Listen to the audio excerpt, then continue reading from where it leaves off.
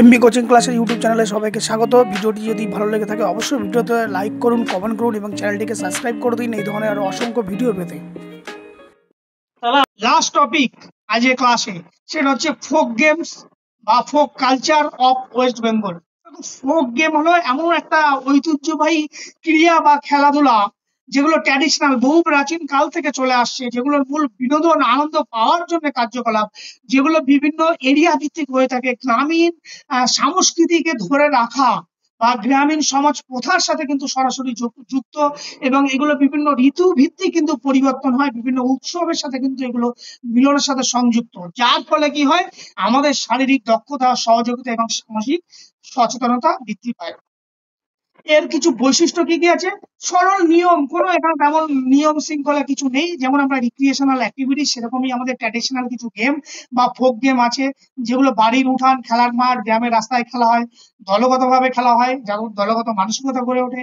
এগুলো ঋতুভিত্তিক, ঋতু পরিবর্তনের সাথে সাথে এই খেলাগুলো পরিবর্তন করে থাকে। এর ফলে কি কি হয়?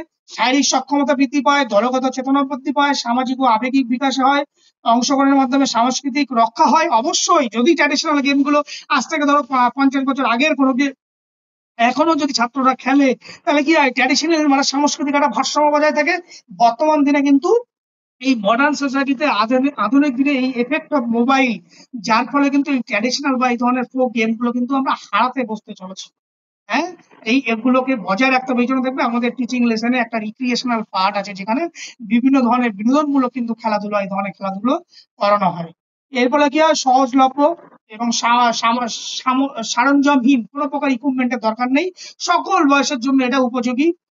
কি কি খেলা সেরকম উল্লেখযোগ্য, কিন্তু পশ্চিমবঙ্গের উল্লেখযোগ্য জনপ্রিয় খেলা গোল্লা ছুট, গাঙ্গুলি, সাতচাড়া, কবাডি, এক্কা ডোক্কা, বরফ পানি, ছড়াছুটি, রাজা তোর নাম কি, এইগুলো কিন্তু তোমরা সবাই দেখো ছোটবেলায় কেউ কেউ কম বেশি খেলেছো, কিন্তু এখনকার ছেলে মেয়েদের কাছে এগুলোকে জিজ্ঞাসা করো, তাদের কাছে এইগুলো তারা কি জানেই না।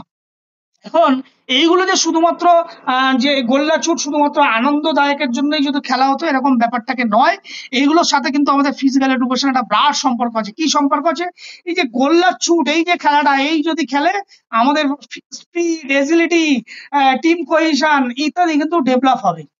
ডাঙ্গুলি করলে কি হবে? হ্যান্ড আই কোঅর্ডিনেশন ডেভেলপ হবে। তোমরা ডাঙ্গুলি খেলেছো কখনো? একটা ছোট স্টিক থাকে, একটা ছোট্ট ডাঙ্গুলি থাকে। Very good. সাতচারা, যেটাকে সাতগুটি, কোথাও কোথাও নাম আছে, সাতগুটি নামে পরিচিত, সেটার মধ্যে কি হবে? প্রতিক্রিয়া এবং লক্ষ্যভেদ তৈরি হবে। কবাডি, যার মধ্যে কি হবে? স্ট্রেংথ, স্ট্র্যাটেজি, টিম ওয়ার্ক তৈরি হবে। এক্কা দোক্কা, ব্যালেন্স এবং হপিং স্কিল। বরফ পানি, রিয়াকশন টাইম, ফান।